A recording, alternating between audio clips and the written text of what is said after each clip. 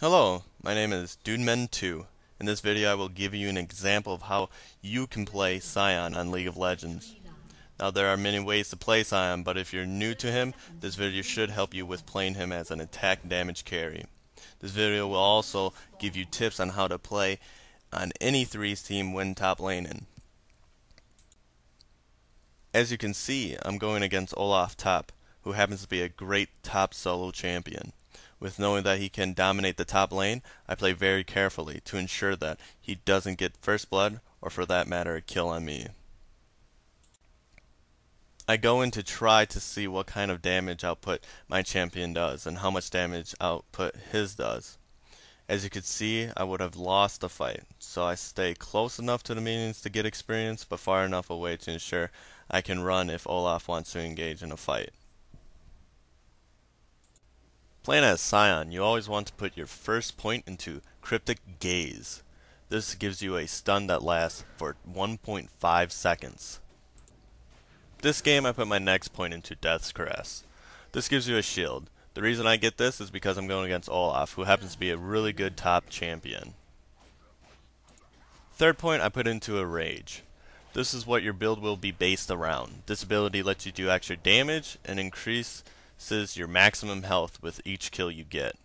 So Enrage will be your first ability you will max, then your bubble, which is also known as Death's Caress, and your last ability you will max will be your stun, which is also known as Cryptic Gaze. No matter who you're playing as, you always want to play defensive when you're top. You never want to give the person you're laning against the first blood or a kill on you. That would just mean that they have more gold against you to use to buy weapons. With this defensive mindset, you still can go ahead and get a kill or try for one. As long as you know you're going to win, you always want to try to have a backdoor.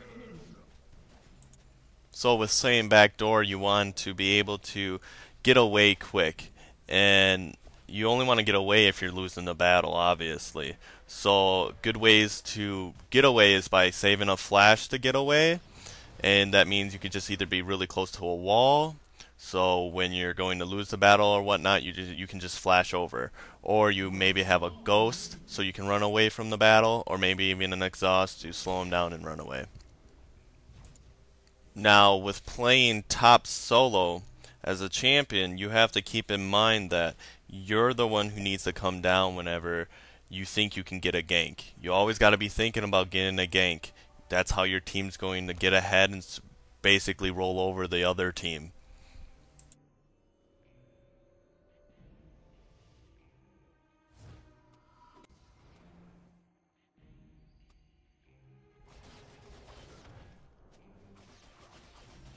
As you can see, I'm still playing defensive, even though I am positive in kills.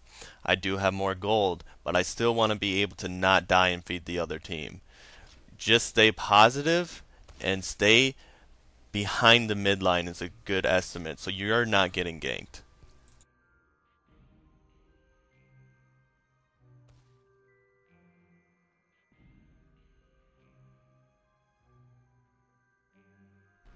Once you start getting fed and you start getting more and more kills, you can be a little bit more aggressive. You don't have to be as defensive. You know that you can run away, you know that they're not just going to take you down. But you always want to make sure you're watching the minimap so that your team might forget to call out an MIA, and you want to be ready all the time. You never want to get ganked. So as long as you're watching the minimap and you're a little fed, it's good to be aggressive and try to get down those turrets as quick as possible. Also, another good thing to keep in mind is watching the text. There's a lot of things you have to watch in this game, and if you're able to master watching everything, then you're going to be very successful on not getting ganked by helping your teammates whenever they need it.